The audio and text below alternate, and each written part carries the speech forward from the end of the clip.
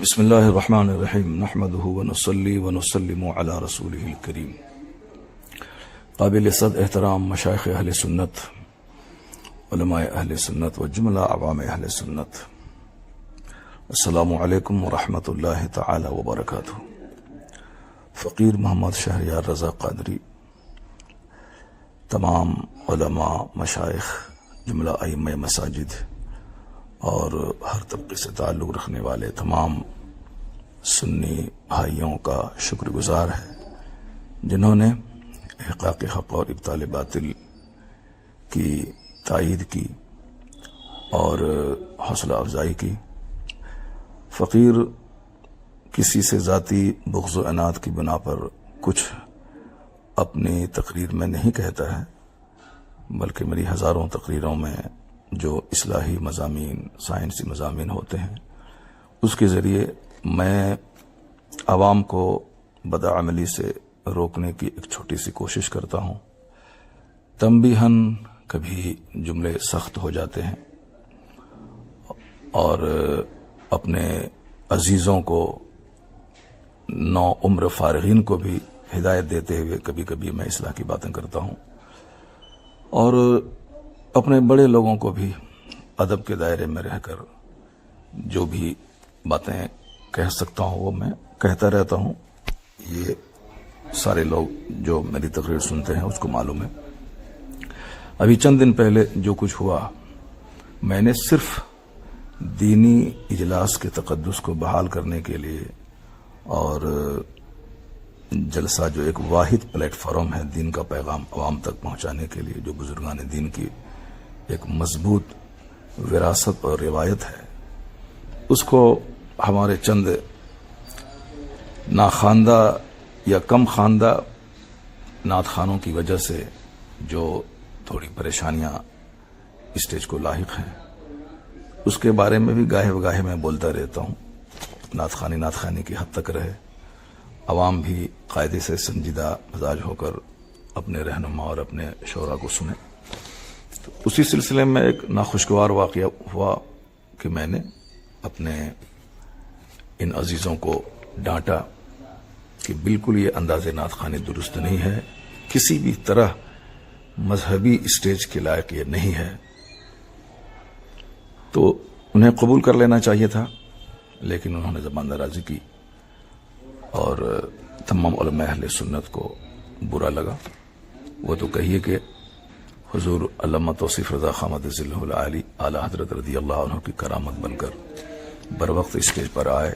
انہوں نے عوام سے اپیل کی کہ مولانا شہریار صاحب جو کچھ کہہ رہے ہیں وہ سچ کہہ رہے ہیں، ان کی تقریر ہوگی.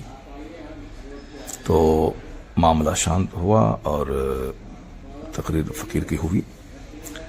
اور اس سلسلے میں بہت ساری باتیں سوشل میڈیاز پہ چل رہی ہیں، اور ہم سارے علماء کرام کا شکریہ ادا کرتے ہیں جنہوں نے میری تائید کی اور دلجوئی کی. بالخصوص مفتی شہزاد صاحب، مفتی شمساد صاحب، مفتی افضال صاحب، مفتی شفیق علیم حنفی صاحب اور مفتی عمران حنفی صاحب، اور جتنے بھی ہمارے احباب ہیں، مفتی اختر حسن علیمی صاحب اور بہت سرکردہ افراد سماج کے، بہت ڈاکٹرز، پروفیسرز اور تمام اسٹیٹس کے بڑے بڑے لوگوں نے فون کر کے تائیدی جملے کہا. میں سب کا شکریہ ادا کرتا ہوں. چونکہ بہت سارے لوگ جلسے سے بالکل کٹ رہے تھے، آ ہی نہیں رہے تھے سننے کے لیے.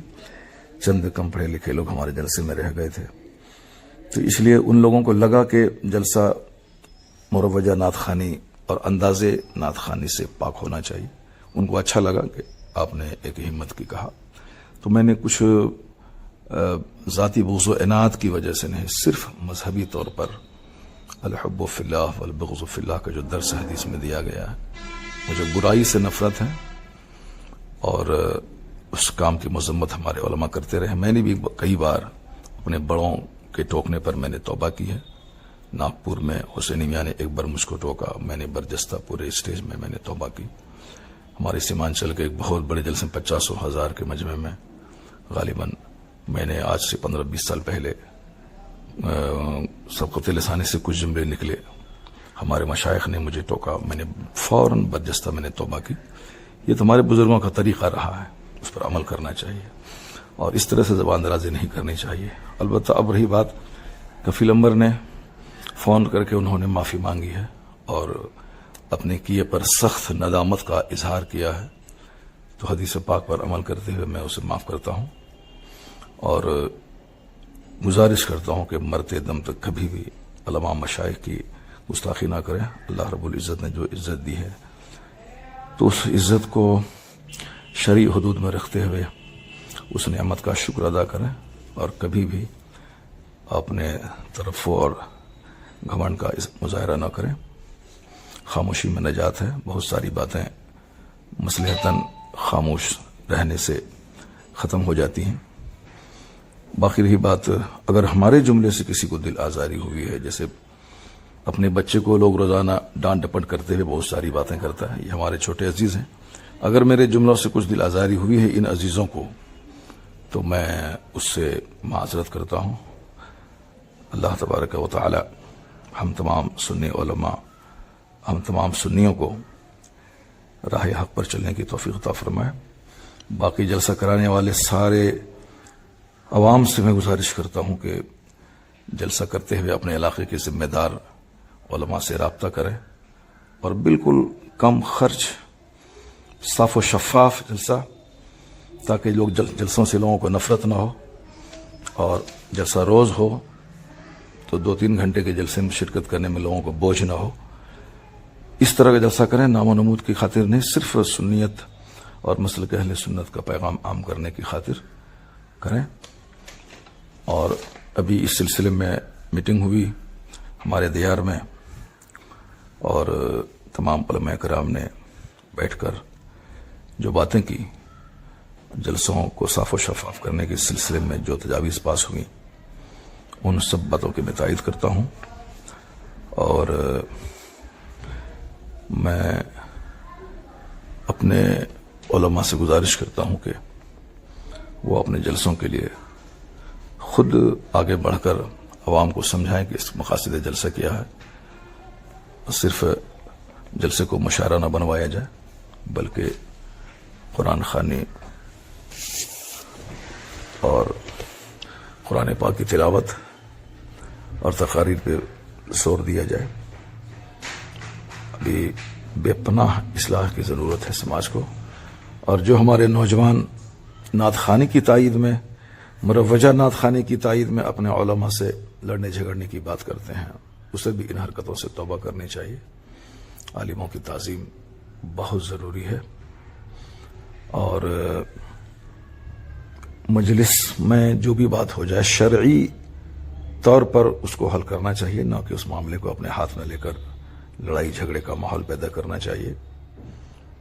علماء کرام اگر کسی بات کی گرفت کرتے ہیں تو عوام کو غور سے سننا چاہیے، نہ کہ اس کو عام لوگوں کی طرح لڑائی جھگڑے کا رنگ دینا چاہیے۔ میں ان سارے نوجوانوں سے گزارش کرتا ہوں جنہوں نے جلسے کو دوسرا رنگ دینے کی کوشش کی، خبردار کبھی بھی اپنے علماء کی عزت سے کھلواڑ نہ کریں، علماء کی عزت کریں اور ان کی باتوں کو غور سے سنیں۔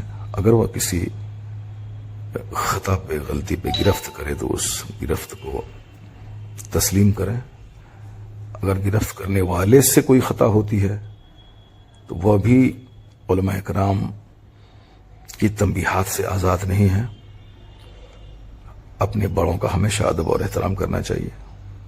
اگر کوئی گرفت کرے تو اس کی اصلاح کو قبول کرنا چاہیے۔